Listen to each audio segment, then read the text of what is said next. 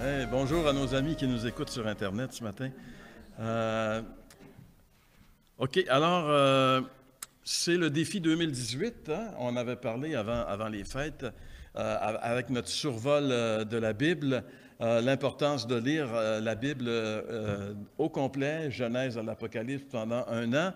Et pour ce faire, ça prend un plan de lecture. J'espère que vous avez votre plan, que vous avez commencé, que vous êtes dans le défi.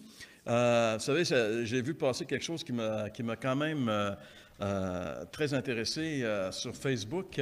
John Piper, je ne sais pas si vous connaissez John Piper, c'est un prédicateur assez reconnu aux États-Unis, puis je pense un petit peu partout dans le monde. Et John Piper disait au début de l'année qu'il avait recommencé sa lecture de la Bible à l'aide de son plan de lecture. Et quand j'ai vu John Piper fait ça, ben regardons ça. Pour moi, il nous a entendus, il fait comme nous autres. Hein?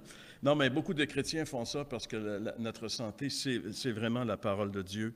Et comme on aime la parole de Dieu, on l'aime tellement qu'on aime aussi la chanter. Et comme on va se réchauffer un petit peu ce matin, on va chanter la Bible, parce que là, ça fait quand même 3 semaines, on risque d'oublier l'air. Et cet air-là est tellement merveilleux qu'il ne faut pas l'oublier. Alors, on y va, vous êtes prêts?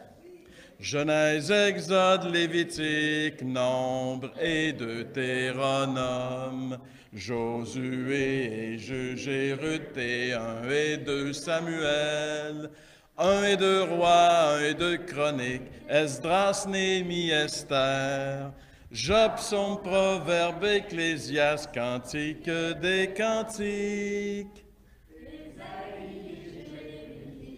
Lamentation, Ézéchiel, Daniel, Osée, Joël, Amos, Abdias, Jonas, Michée, Nahum, Habakkuk, Sophonie, Agé, Zacharie. Malachie termine l'Ancien Testament, prenons donc le Nouveau. Matthieu, Marc, Luc, Jean, Actes, Romains, 1 et 2 Corinthiens. Galates, Éphésiens, Philippiens, Colossiens, 1 et 2 Thessaloniciens, 1 et 2 Timothée, Tite, Philémon, 1, 2, 3 Jean, Jude, Apocalypse, c'est la parole de Dieu. Hey, c'est formidable. Ah, c'est pas pire, c'est pas pire. Je vois qu'on se réchauffe un peu. On va être obligé de la refaire quelques fois avant d'enlever la diapo pour qu'on puisse l'avoir mémorisée. Je sais que vous êtes capable, je vous connais. OK, petite rétrospective rapidement maintenant. On a vu jusqu'à maintenant dans notre survol que la Bible était un livre, en fait c'était une bibliothèque, 66 livres, dont 39 dans l'Ancien Testament, 27 dans le Nouveau. On a commencé à survoler les livres de l'Ancien Testament qu'on a réalisé qui étaient divisés en 4 parties en réalité. Le Pentateuque, les écrits de Moïse, la Torah, la loi, Genèse à Deutéronome, 5 livres. Par la suite, on a regardé et survolé les 12 livres historiques de Josué jusqu'à Esther.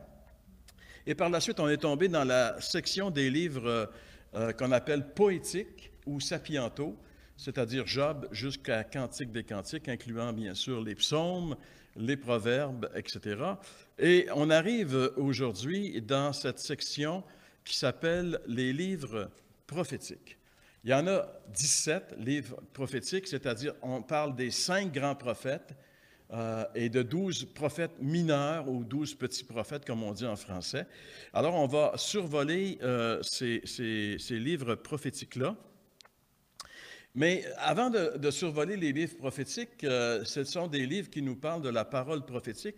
Ça vaut la peine de s'arrêter justement sur la parole prophétique.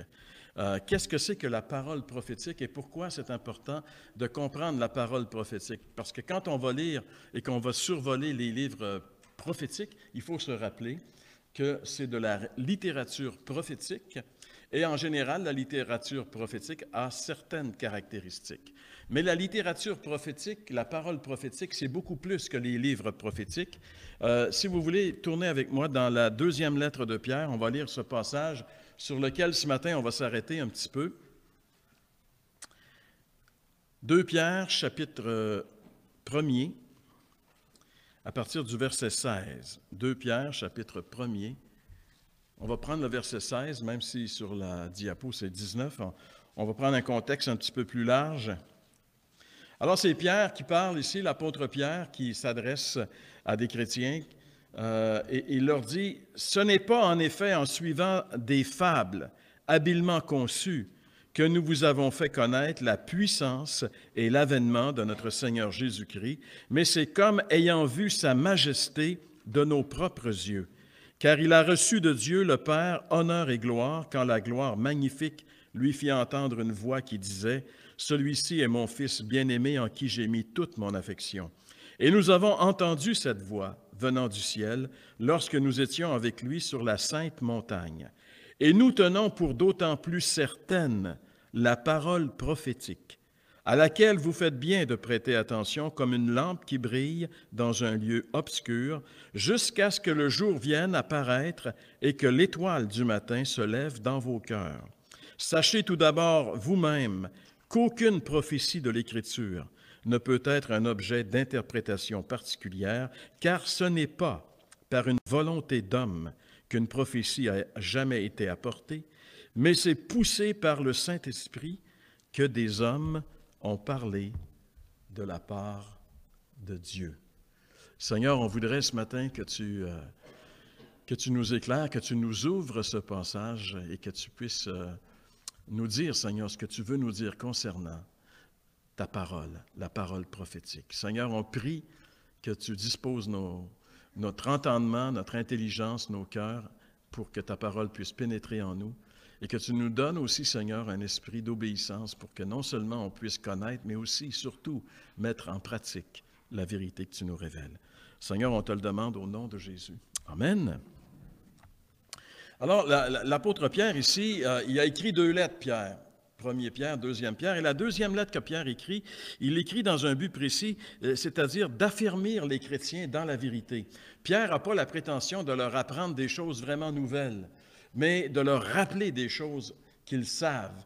Et regardez au verset 12, vous avez votre Bible ouverte en 2 Pierre, ici, chapitre 1er, verset 12. Il dit, « Voilà pourquoi je prendrai soin de vous rappeler ces choses, bien que vous les sachiez et que vous soyez affermis dans la vérité présente. » Pierre, il dit, « Je veux que vous soyez affermis, je vous rappelle des choses que vous connaissez. » Pierre ne leur annonce pas des choses nouvelles maintenant, mais il va leur rappeler des choses qu'ils savent pour qu'ils soient affermis. Parce que selon les Écritures, c'est très important que les chrétiens aient des convictions.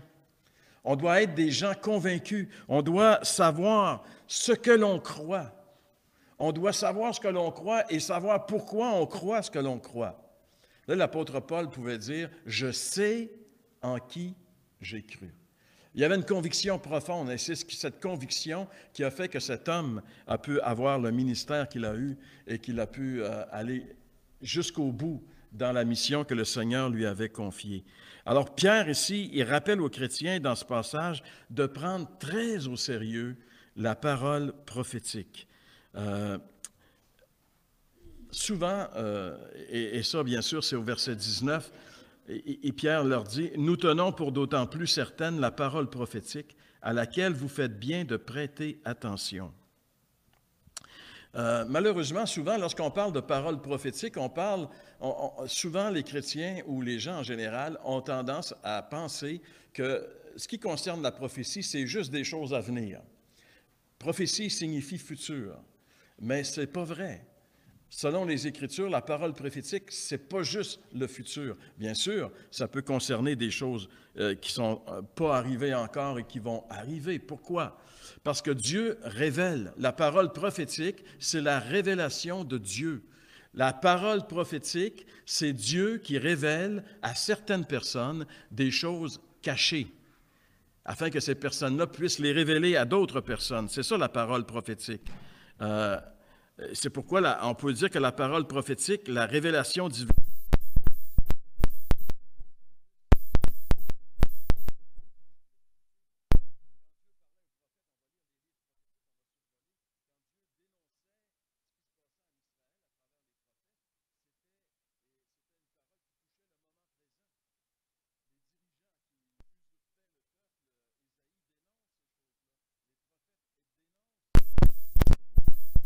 ne faisait pas juste annoncer les choses futures. Oui, l'essentiel de la prophétie concernait, pour la prophétie de l'Ancien Testament, on va le voir d'une manière très claire, concernait la venue de Jésus. Mais le ministère prophétique était aussi un ministère de dénoncer l'injustice qu'il y avait au milieu du peuple d'Israël. La prophétie, c'est quelque chose de très important. C'est donc la révélation des choses cachées que seul Dieu connaît. C'est pour ça que quand Paul parle du don de prophétie dans l'Église, dans le chapitre 12, 13 et 14 de la première lettre aux Éphésiens, Paul parle des dons spirituels. Et dans le chapitre 14, ils vont comparer deux dons, le don des langues et le don de prophétie. Et à un moment donné, il dit, si, admettons que dans une église, tout le monde parle en langue et qu'il arrive quelqu'un qui est étranger, qui ne connaît pas le Seigneur, qui arrive comme ça, il va dire, vous êtes toute une gang de fous, parce qu'il ne comprendra rien. Par contre, il dit, si tout le monde dans l'église prophétise, qu'est-ce qui va se passer? Et ça nous éclaire sur le sens véritable de la prophétie. Dans 1 Corinthiens 14, 24, Paul dit, si tous prophétisent et qu'il entre un non-croyant ou un simple auditeur, il est convaincu par tous, il est jugé par tous, les secrets de son cœur sont dévoilés, de telle sorte que, tombant sur sa face, il adorera Dieu et publiera que Dieu est réellement au milieu de vous. Alors, quelqu'un arrive dans une église vraiment chrétienne où le don de prophétie est en application, et il va réaliser à travers ce que les gens vont dire, un petit peu quand on célèbre le repas du Seigneur, où tous sont invités à prendre la parole et à s'exprimer. Il va réaliser, ce gars-là, à un moment donné, que les secrets de son cœur vont être dévoilés, pas parce que quelqu'un est en train de le scanner et de faire un examen de sa vie, mais parce que Dieu est en train de se servir des chrétiens pour révéler des choses secrètes que lui seul connaît, le gars, et que Dieu seul connaît. Alors, quand il réalise qu'une communauté peut amener à la lumière ce qu'il vit, alors ce gars-là est obligé de réaliser que Dieu est vraiment présent. Ça, c'est le véritable don de prophétie. La prophétie, c'est donc la révélation de choses cachées que Dieu seul connaît et qu'il permet à certaines personnes de connaître. Ça, c'est la parole prophétique, le don de la prophétie. Et pour l'apôtre Pierre, la parole prophétique, la Bible, parce que la parole prophétique, ce n'est pas juste les livres prophétiques, c'est toute la parole de Dieu qui est la parole prophétique. Donc, pour Pierre, la Bible, c'est la seule lumière dans ce monde de ténèbres. Regardez au verset 19, qu'est-ce qu'il dit? « Tenons d'autant plus certaine la parole prophétique à laquelle vous faites bien de prêter attention, comme une lampe qui brille dans un lieu obscur. » Dans une lampe qui brille dans un lieu obscur. Donc, pour Pierre, la parole prophétique, elle est très importante parce que c'est la seule façon que nous puissions être éclairés. Et Pierre va faire dans ce passage ressortir au moins 3 caractéristiques de la parole prophétique, qui sont les 3 points de notre message ce matin. Premièrement, la parole prophétique, la parole de Dieu, la Bible, c'est une parole qui est certaine. On peut vraiment lui faire confiance. Deuxièmement, toujours au verset 19, la parole prophétique, c'est une parole qui est éclairante. Et finalement, 3e point, la parole de Dieu, la parole prophétique, la Bible, c'est une parole divine. Ce n'est pas la parole des hommes, c'est la parole de Dieu. C'est ce qu'on voit dans les versets 20 à 21. Alors, on va voir ces 3 points rapidement ce matin, qui est le corps de notre message, pour se préparer au survol des livres prophétiques de l'Ancien Testament. Alors, selon Pierre, le premier point, la parole prophétique, c'est une parole certaine. Il dit, nous tenons d'autant plus certaine la parole prophétique. Si vous regardez dans le dictionnaire la définition du mot certain, le dictionnaire nous dit que ça ne laisse place à aucun doute. Quelque chose de certain, c'est quelque chose qui ne laisse place à aucun doute, qui ne manquera pas de se produire, qui est absolument vrai. La parole de Dieu est une parole certaine. Elle ne laisse place à aucun doute. Et si vous avez, comme moi, recommencé à lire votre Bible cette année, vous avez passé par les chapitres du début du livre de la Genèse, et vous avez vu de quelle façon Satan a réussi à tenter Ève. Dieu avait dit à Ève, donc Ève avait entendu la parole prophétique, la parole de Dieu. Dieu lui avait dit, elle l'a peut-être entendu à travers son mari, « Vous pouvez manger du fruit de tous les arbres du jardin, sauf du fruit de l'arbre de la connaissance du bien et du mal. Le jour où vous en mangerez, vous mourrez. » Pour Adam et Ève, c'était la parole prophétique, c'était la parole de Dieu. Et qu'est-ce que le diable a fait pour les dévier de cette parole? Première chose, Dieu a-t-il réellement dit? Il est en train de remettre en question la certainité de la parole de Dieu. Dieu a-t-il réellement dit? C'est-tu vrai ce que Dieu dit? On peut-tu se fier à ce que Dieu dit? C'est un peu ce que le diable est en train d'infiltrer dans la pensée de Ève et qui l'a amené justement à désobéir. Le diable utilise toujours la même forme, toujours parce que ça marche. Il veut toujours mettre le doute en nous pour nous rappeler que la Bible, la parole de Dieu, c'est une parole on peut avoir des doutes à son sujet et toute la haute critique et tous les gens, les scientifiques, remettent en question la parole de Dieu. Souvent, vont dire que c'est des mythes, etc. Alors Pierre dit, non, la parole de Dieu, c'est une parole certaine. La parole prophétique, c'est une parole certaine. Le mot « bébaios » en grec, ça veut dire c'est une parole solide, c'est une parole ferme, c'est une parole véridique. On peut s'appuyer dessus. Bébaios, ça veut dire c'est ferme, c'est solide. Tu peux t'appuyer, tu peux fonder ta vie sur la parole de Dieu. C'est solide. Parce que tout ce que la Bible dit, c'est absolument vrai. C'est digne d'être cru. On peut s'appuyer dessus. Et c'est pourquoi Pierre nous rappelle ici dans ce verset qu'il faut être très attentif à cette parole prophétique, fixer nos pensées, notre esprit sur elle. En réalité, la parole prophétique, la parole de Dieu, la Bible, devrait être le trésor de notre cœur. C'est pour ça que le psaume 119 dit « Je serre ta parole dans mon cœur, afin de ne pas pécher contre toi. Je serre ta parole dans mon cœur. » La parole de Dieu devrait être le trésor de notre cœur. Vous savez, la Bible dit, Jésus a dit que ce qui est dans notre cœur, c'est ce qui fait notre trésor. C'est la parole qui devrait occuper la première place dans notre cœur, selon ce psaume. Alors, la question qu'on peut se poser à ce stade-ci, c'est quelle place occupe la parole de Dieu dans ma vie? Quelle place occupe la Bible? Quelle place occupe la parole prophétique dans ma vie? Ça devrait être une priorité.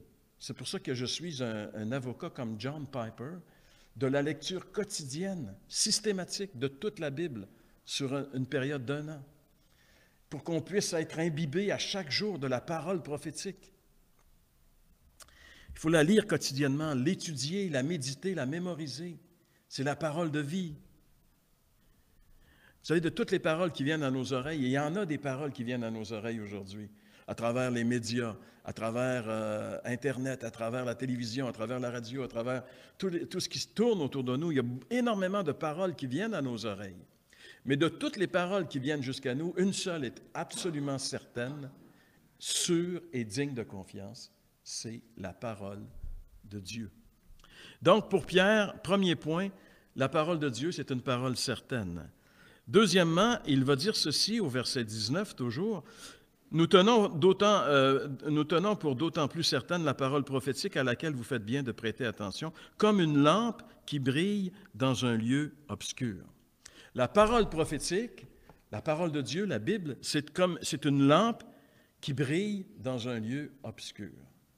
J'aimerais vous demander ce matin, est-ce qu'il existe un monde plus obscur spirituellement que le monde dans lequel nous sommes? C'est les ténèbres spirituelles, notre monde. C'est les ténèbres. Et où est-ce qu'on va trouver de la lumière dans ce monde ténébreux et obscur? Rappelez-vous cette parole de Jésus que Jean nous rapporte dans son évangile, Jean 8, 12. Jésus leur parla de nouveau et dit, « Je suis la lumière du monde.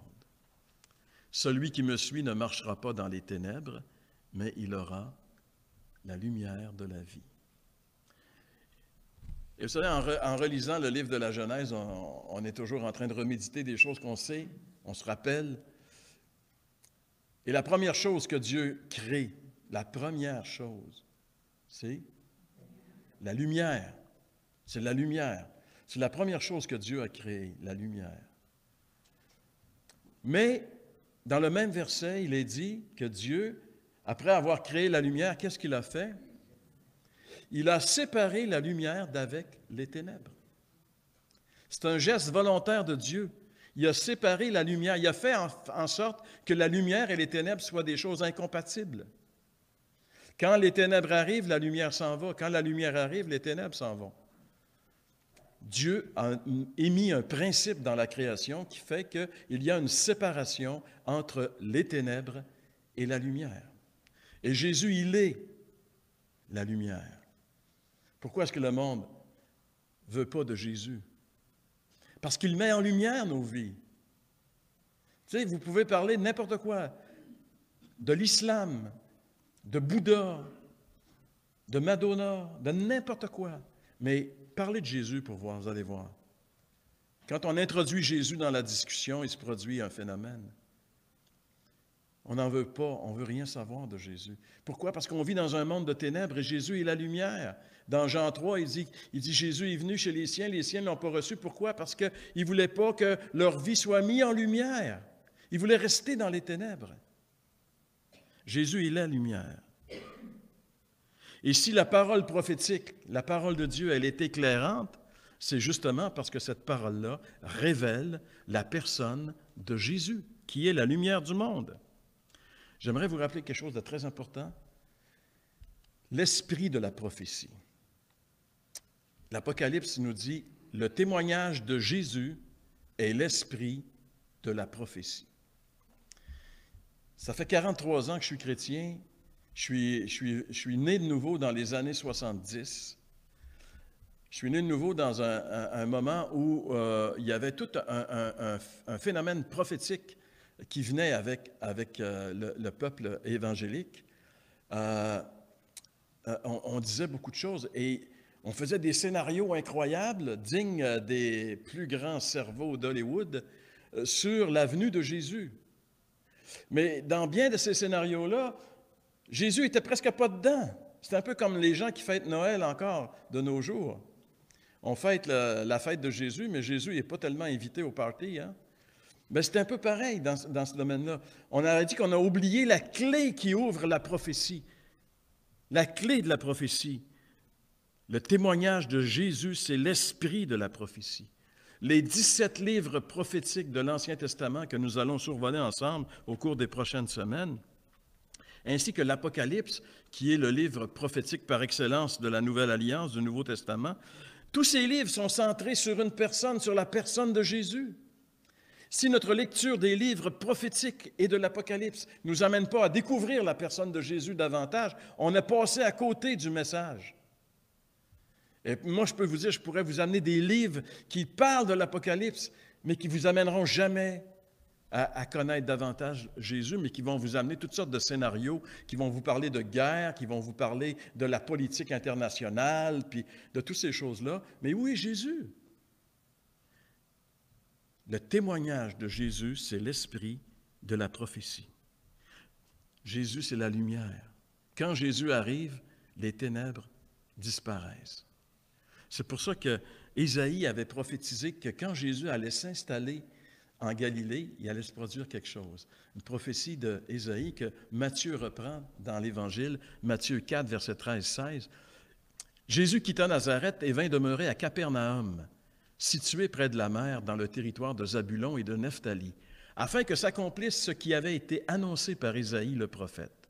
Le peuple de Zabulon et de Nephtali, de la contrée voisine de la mer, du pays au-delà du Jourdain et de la Galilée des païens. Ce peuple assis dans les ténèbres a vu une grande lumière. Et sur ceux qui étaient assis dans la région de l'ombre de la mort, la lumière s'est levée. 7 siècles avant que Jésus vienne, Ésaïe avait vu que Jésus allait aller s'installer dans la Galilée des gentils, dans ce pays ténébreux. Il n'y avait pas de lumière, là. Les gentils, on sait que toute cette région de la Galilée avait été repeuplée par les Syriens de toutes sortes de nations. Il y avait toutes sortes de monde là-dedans. Il y avait quelques synagogues, bien sûr, mais peu de lumière. et Jésus est allé s'installer là comme la lumière, et eux ont eu beaucoup de lumière. C'est là que Jésus a accompli l'essentiel de son ministère, ses grandes prédications, sermons sur la montagne, ses nombreux miracles se sont accomplis dans cette région de la Galilée des Gentils. Il y avait de la lumière parce que Jésus était présent.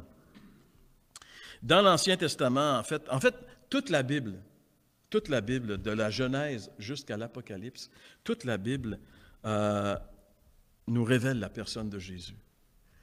Et quand Jésus marchait, rappelez-vous, sur la route d'Emmaüs avec les 2 disciples qui s'en tournaient chez eux, Jésus a commencé à parler avec eux et il leur dit, « C'est là ce que je vous disais lorsque j'étais encore avec vous, qu'il fallait que s'accomplisse tout ce qui est écrit de moi dans la loi de Moïse, le Pentateuque, dans les prophètes, livres prophétiques, et dans les psaumes, livres poétiques. » Alors, dans au moins, Jésus lui-même ici, dans 3 sections des livres, il n'a pas parlé des livres historiques, mais dans 3 sections des livres de l'Ancien Testament, Jésus, ces livres-là, parlent de moi. Tout ce qui est écrit de moi dans la loi de Moïse, dans les prophètes, dans les psaumes. Alors, il leur ouvrit l'esprit afin qu'ils comprennent les Écritures. La compréhension saine des Écritures selon Jésus, c'est de trouver Jésus dans les Écritures. Le principe herméneutique numéro 1 de l'interprétation de l'Ancien Testament, c'est de l'interprétation christologique de l'Ancien Testament. Trouve Christ dans l'Ancien Testament, parce que l'Ancien Testament parle de Jésus. L'Ancien Testament projette Jésus. Jésus va venir. Les prophètes parlent de Jésus. Il va venir. Le Nouveau Testament parle de Jésus qui est arrivé. C'est ça la bonne nouvelle. Donc, les gens de l'Ancien Testament étaient projetés par en avant pour voir Jésus. Les gens de notre époque, on est projetés en arrière pour voir Jésus qui est venu il y a 2000 ans. Mais la même Bible nous révèle ces choses. C'est pour ça que la parole de Dieu est importante. Pierre nous le rappelle ici dans sa première lettre que tous les prophètes de l'Ancien Testament étaient animés par une même pensée, découvrir le temps où Jésus allait venir. 1 Pierre, chapitre 1, 10 et 11, Pierre dit « Les prophètes qui ont prophétisé touchant la grâce qui vous était réservée ont fait de ce salut l'objet de leurs recherches et de leurs investigations. Ils voulaient sonder l'époque et les circonstances marquées, notez bien ceci, par l'Esprit de Christ qui était en eux et qui attestait d'avance les souffrances de Christ et la gloire dont elles seraient suivies. » Donc, les prophètes de l'Ancien Testament qui ont prophétisé ont parlé de Jésus-Christ qui allait venir, ont parlé de ses souffrances, ont parlé de la gloire qui allait suivre ses souffrances. Et Pierre nous rappelle ces choses ici dans cette 2e lettre. Il nous dit qu'un jour, la lumière, Christ, cette lumière va remplir toute la terre, tout l'univers, parce que Jésus va revenir. L'étoile du matin, regardez au verset 19. « Jusqu'à ce que le jour vienne apparaître et que l'étoile du matin se lève dans vos cœurs. » L'étoile du matin, c'est qui l'étoile du matin? L'Apocalypse nous révèle. Moi, Jésus, j'ai envoyé mon ange pour vous attester ces choses dans les églises. Je suis le rejeton et la postérité de David, l'étoile brillante du matin. Jésus, c'est l'étoile brillante du matin. C'est la première étoile qui brille quand le jour se lève. L'étoile brillante du matin. Quand Jésus brille, le jour arrive. On est encore dans la nuit, selon l'Épître aux Romains, mais bientôt le jour va paraître. Quand l'étoile du matin va briller. On va le voir de nos propres yeux, ça va être quelque chose d'extraordinaire. La parole prophétique, la parole de Dieu ici nous permet de contempler par la foi l'étoile du matin. Dans la 2e lettre aux Corinthiens, Paul dit « Dieu qui a dit « La lumière brillera du sein des ténèbres » a fait briller la lumière dans nos cœurs pour faire resplendir la connaissance de la gloire de Dieu sur la face de Christ. » La parole prophétique, la parole de Dieu nous permet dès maintenant de voir briller la lumière de Christ dans nos cœurs à travers sa parole. Donc, on est béni, ça n'a pas d'allure. La parole prophétique, c'est la parole de Dieu, c'est la Bible, et c'est une parole qui est entièrement miraculeuse. Ce que nous avons dans les mains, c'est un miracle. Hey, c'est un livre là, qui date, dans les plus vieilles parties de ce livre-là, ça date de 3500 ans. C'est un livre qui a traversé toutes les époques. C'est un livre qui, vous savez, les gens disaient, ouais, mais tu sais, c'est le téléphone arabe. Donc, c'est sûr que si on pouvait avoir les vieux livres et vérifier, on verrait les erreurs. Et Dieu avait gardé dans ses mains une carte, celle de Qumran en Israël, où en 1947, on a découvert des parchemins qui nous ramenaient 1000 ans avant et qui démontraient que les versions de la Bible que nous avons étaient exactement conformes à celles qui existaient à l'époque. Dieu a veillé sur sa parole. C'est un miracle qu'on a entre les mains. Et si Dieu a permis que cette parole nous parvienne intacte, c'est pour qu'on puisse la lire, l'étudier et surtout la croire et la mettre en pratique. Parce que la Bible, c'est une parole divine. C'est le dernier point, les deux derniers versets, versets 20 et 21. Pierre dit, « Sachez tout d'abord vous-même qu'aucune prophétie de l'Écriture ne peut être un objet d'interprétation particulière, car ce n'est pas par une volonté d'homme qu'une prophétie a jamais été apportée, mais c'est poussé par le Saint-Esprit que des hommes ont parlé de la part de Dieu. » Ces deux versets ici dans la bouche de Pierre nous confirment la provenance divine de la parole de Dieu. Rien dans l'Écriture, rien n'est le fruit de l'intervention humaine. C'est poussé par le Saint-Esprit que des hommes ont parlé de la part de Dieu. Quand moi je veux écrire quelque chose, je prends un crayon puis je fais une feuille. Ce n'est pas le crayon qui dicte.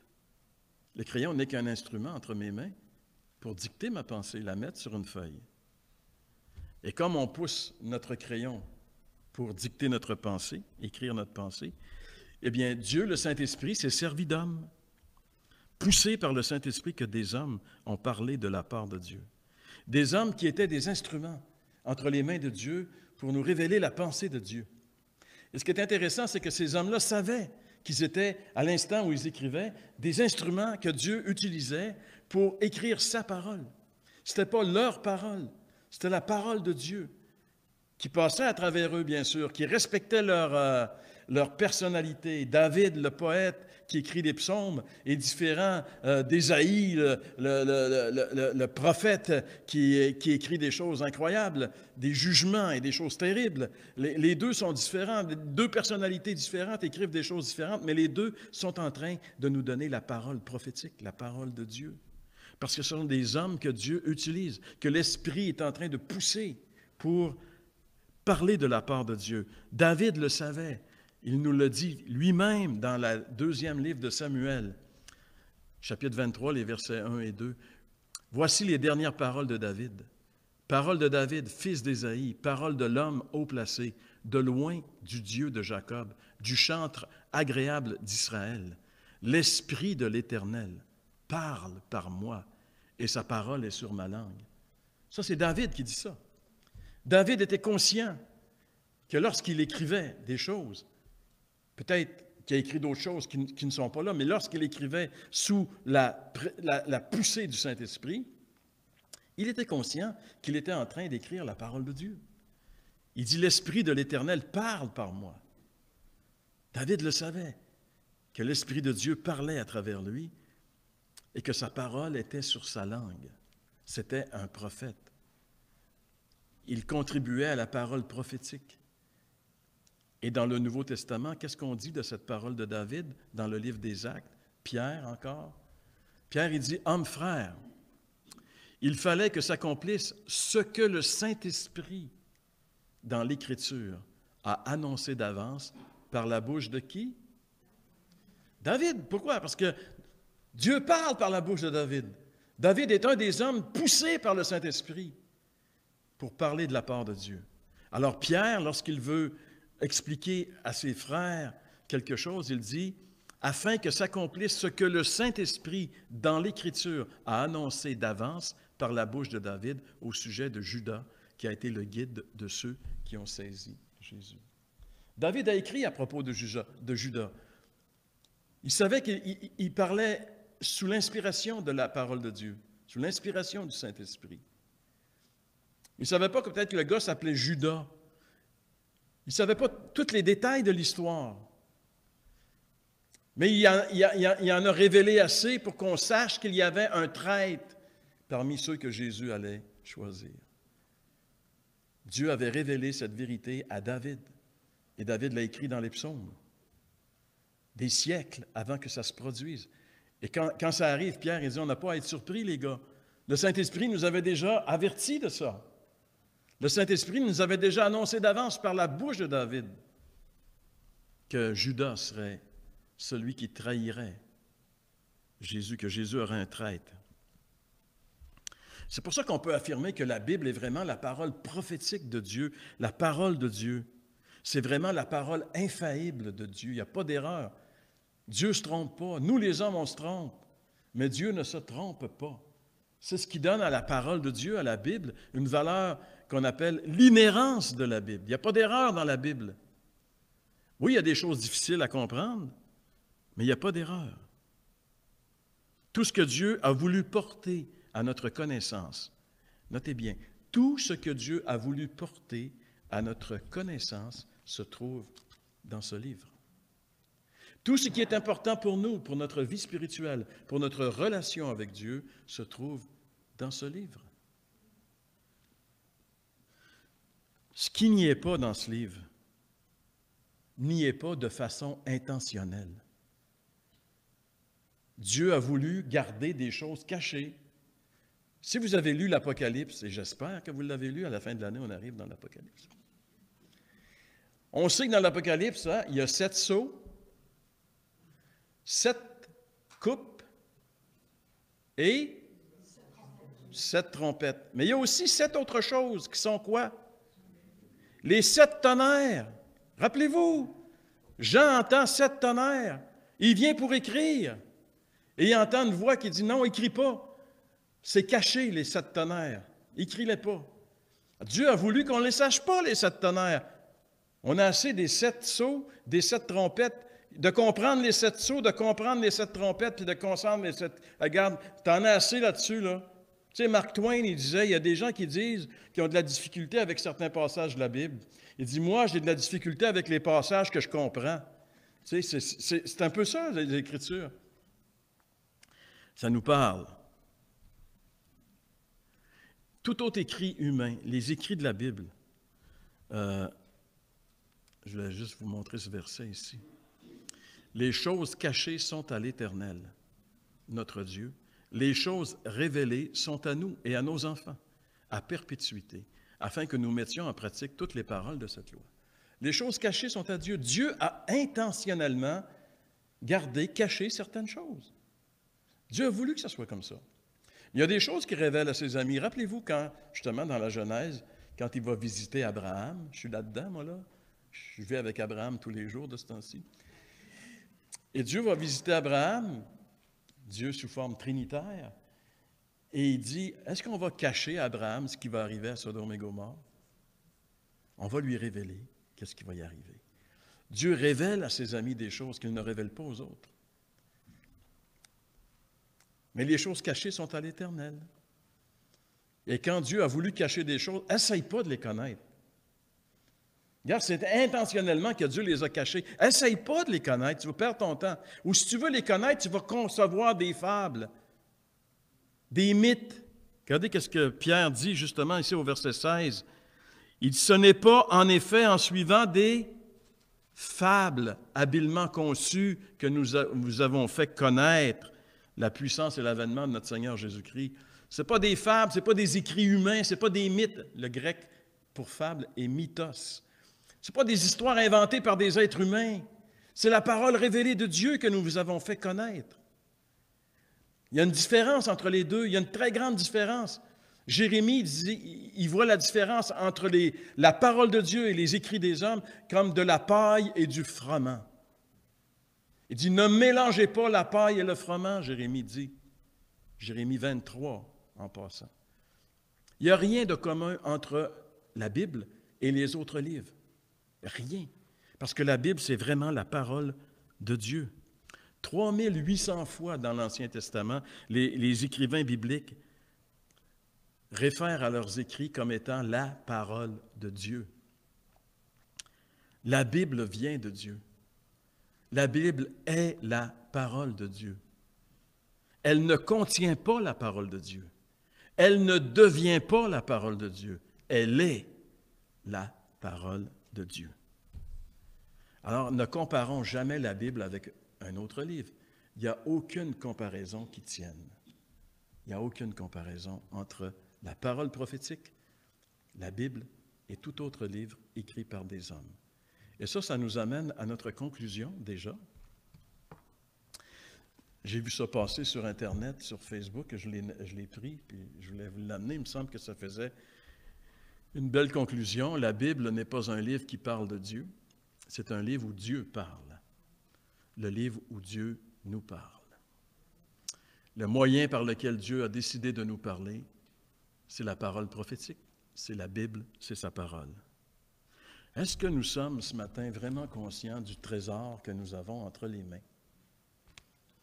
Tu sais, mettons que j'ai une lettre écrite par la reine Élisabeth. Non, ça ne marche pas, c'est pas tellement fort ici de ça. Mettons que j'ai une lettre écrite par Céline Dion. Mettons un grand personnage. Non, pas le pape.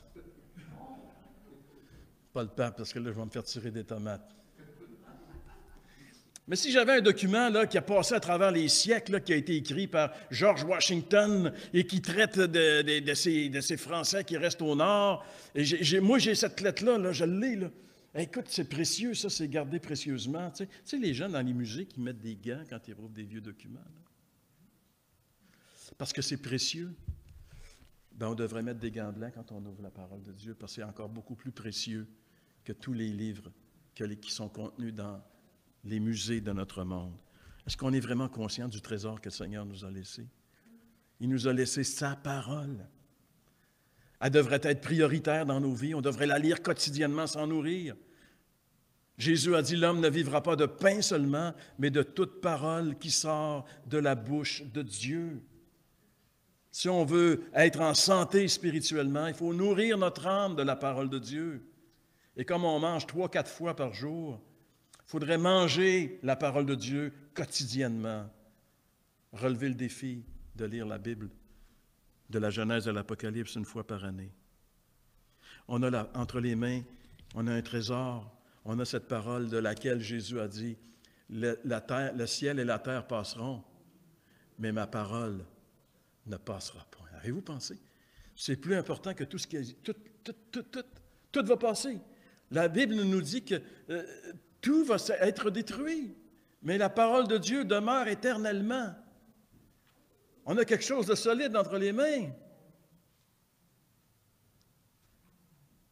La Bible que nous avons entre les mains, c'est un des miracles les plus étonnants que Dieu a fait. Alors, ne perdons pas le temps avec des fables, des histoires inventées par les hommes, et apprenons de plus en plus à découvrir l'étoile du matin qui est cachée dans la parole de Dieu. Quel beau défi le Seigneur place devant nous en ce début de nouvelle année 2018. Lorsque le Seigneur m'a saisi de cette vérité de lire quotidiennement la parole de Dieu, c'était en 1977. Ça faisait 3 ans que j'étais chrétien et je n'avais jamais lu la Bible au complet. Mais le Seigneur m'a tellement saisi que j'ai dit, il faut que je reprenne mon retard. Et dans cette année-là, j'ai lu plus qu'une fois toute la Bible. Et à partir de cette année-là, je n'ai jamais manqué de lire ma Bible au complet tous les années. Je ne vous dis pas ça pour vous dire, regarde, je suis un héros, je suis quelqu'un de bien. Je ne vous dis pas ça. Je vous dis ça simplement parce que c'est possible de le faire et c'est bon de le faire. Parce que je suis convaincu que je ne serais pas devant vous en train de vous parler si je n'avais pas nourri mon âme de la parole de Dieu. Je n'aurais rien à dire de Dieu. Mais quand on va manger la parole à tous les jours, c'est impossible qu'on n'ait rien à dire de Dieu, parce que Dieu nous parle. La Bible n'est pas un livre qui parle de Dieu, c'est un livre où Dieu parle. Dieu nous parle à chaque jour, il nous dit des choses.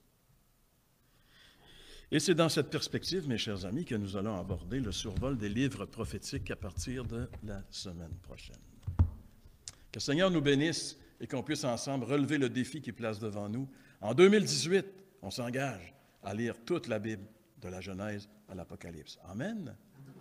Seigneur, on veut te remercier de ne pas nous avoir laissés dans les ténèbres, de ne pas nous avoir laissés, Seigneur, à nos propres pensées humaines, mais de nous avoir donné ta parole, de nous avoir donné ta lumière, de nous avoir donné ta vérité.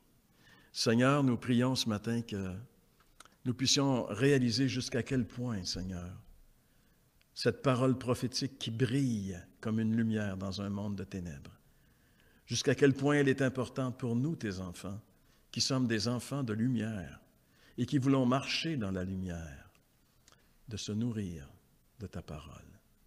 Seigneur, on sait que c'est un défi parce que l'ennemi voudrait tellement nous éloigner de ce livre. Notre chair veut nous éloigner de ce livre. Le monde dans lequel nous sommes veut nous éloigner de ce livre. Mais Seigneur, toi, tu veux nous attirer à ce livre afin qu'on puisse te connaître, te découvrir et établir cette relation avec toi. Alors donne-nous, Seigneur, de réaliser le grand privilège que tu places devant nous. Assiste-nous et aide-nous à relever ce défi et à parcourir toute ta parole au cours de l'année qui commence. Seigneur, nous te le demandons parce que nous croyons que cette parole nous révèle la personne de Jésus et nous croyons, Seigneur, que nous avons besoin de lui, plus de quoi que ce soit d'autre, pour traverser cette année qui vient, pour être vainqueurs devant les attaques de l'ennemi. Nous avons besoin de ta parole et nous avons besoin de connaître, d'être affermis, enracinés, sondés, solidement établis dans la connaissance de notre Sauveur et Seigneur Jésus-Christ. Et nous prions, Seigneur, que tu nous diriges dans cette direction, car nous te le demandons ce matin, dans le nom de Jésus. Amen.